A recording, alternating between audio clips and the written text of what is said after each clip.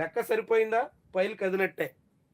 మంత్రి అచ్చెన్నాయుడు పేషి అవినీతికి అడ్డాగా మారింది. ఆంధ్రప్రదేశ్ ప్రభుత్వంలో ప్రస్తుతం ఉన్న సీనియర్ మంత్రుల్లో ఒక్కడిగా ఉన్నటువంటి అచ్చెన్నాయుడు పేషి నిండా అవినీతి పరులే. మొత్తం అవినీతి. మొత్తం చెల్లిస్తే తప్ప ఏ పని కావడం లేదు. పైసలు ఇస్తేనే ఫైల్ కదులుతుంది. సాయంత్రం సార్ ఇంటి వద్దకు రండి మాట్లాడుకుందాం అని చెప్తారు. అంటే అచ్చెన్నాయుడు ఇంటికి రండి అని పిలుస్తారు. ఇంటికి వచ్చిన తర్వాత తగిన మొత్తం ఎంతో అమౌంట్ చెప్తారు. అది ముట్ట చెప్పినటువంటి వాళ్ళకే పనులు అవుతున్నాయి. ఈనాడు పత్రిక రాసింది ఇవాళ. వ్యవసాయ మంత్రి పేషీలో కీలక అధికారి వసూళ్లు, బదిలీలు, పదోన్నతులు అన్నింట్లోనూ వసూళ్లే. చివరికి శాలరీస్ పెండింగ్ జీతాలు ఇవ్వాలని చెప్పి అడిగినా సరే వాటికి కూడా కొంత మొత్తం ఆయనకి చెల్లిస్తేనే, ఆయన కొంత మొత్తం ముట్ట చెబితేనే పనులు అవుతున్నాయి. అంటే కేవలం అధికారి వరకే పరిమితమా, లేకుంటే అధికారి వసూలు చేసి మంత్రికి ఇస్తున్నారా, మంత్రి వాటా ఉందా అన్నది మాత్రం ఈనాడు రాయలేదు. కానీ మంత్రి పేషి అవినీతి కూపంగా మారిపోయింది. అచ్చెన్నాయుడు పేషి నిండా అవినీతి అధికారులే, పైగా వాళ్ళంతా వైఎస్ఆర్సీపీ హయాంలో నియమితులైనటువంటి వాళ్లే అంటూ ఈరోజు ఈనాడు పత్రిక ఫస్ట్ పేజీలో ఇచ్చినటువంటి కథనం చూడొచ్చు మనం.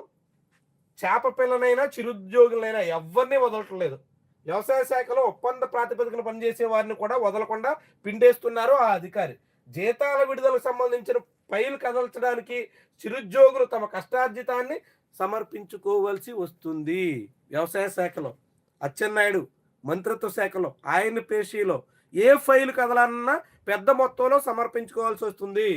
అందరు సహజంగా రాష్ట్ర ప్రభుత్వంలో మంత్రులు, ముఖ్యమైనటువంటి అధికారులు ఫైల్ కదల్చాలంటే పెద్ద మొత్తంలోనే ముట్ట చెప్పాల్సి ఉంటుంది. కానీ ఇప్పుడు ఈనాడు పత్రిక అచ్చెన్నాయుడు గురించి ప్రత్యేకంగా రాయడం, అచ్చెన్నాయుడు పేజీలో ఒక అధికారి గురించి ఇంత పెద్ద స్థాయిలో మొదటి పేజీలోనే కథనాలు ఇవ్వడం మాత్రం ఆసక్తికరం. ఎందుకని ఈనాడు పత్రిక ఏ లక్ష్యంతో ఈ కథనాన్ని ఇచ్చింది, ఎందుకోసం ఆ అధికారిని టార్గెట్ చేసింది, కేవలం అధికారినే టార్గెట్ చేసిందా, లేకుంటే మంత్రిని బదనాం చేయడానికి ఆ అధికారిని అడ్డం పెట్టుకుందా అనేక ప్రశ్నలు.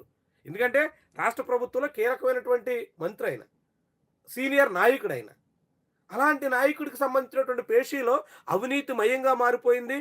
అవినీతి ఇస్తే తప్ప ఉద్యోగుల జీతాలు కూడా ఇవ్వడం లేదు. కాంట్రాక్ట్ ఉద్యోగుల జీతాలు ఇవ్వడానికి కూడా కష్టార్జితాన్ని చెల్లించుకోవాల్సి వస్తుంది అని ఈనాడు పత్రిక రాసిందంటే ఏ మోతాదులో, ఏ స్థాయిలో, ఎంత పెద్దగా అవినీతి వ్యవహారాలు ప్రస్తుతం రాష్ట్ర ప్రభుత్వంలో నడుస్తున్నాయో ఈ విషయం ఒక ఉదాహరణగా మన అందరికీ కనిపిస్తుంది. మరి అయినా సరే ఈనాడు ఎందుకని ప్రత్యేకంగా ఈ విషయాన్ని కదిలిచిందో రాసిందో చూడాలి. పేషీని గతంలో వైఎస్ఆర్సీపీ సంబంధించినటువంటి ఉద్యోగులతో నింపేశారు. మాజీ వ్యవసాయ శాఖ మంత్రి కాకాని గోవర్ధన్ రెడ్డి పనిచేసిన వారు చెబితేనే ప్రస్తుతం అచ్చెన్నాయుడు పేషీలో పనులు అవుతున్నాయి.